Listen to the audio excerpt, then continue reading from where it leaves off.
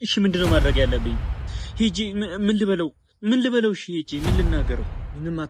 ምንም ነገር ዋጋ ቢያስከፍለኝ እከፍላለሁ።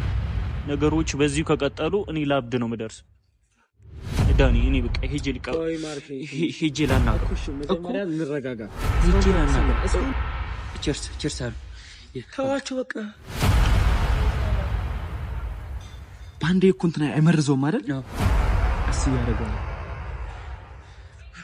ጨነቀኝ እኮ ነበር።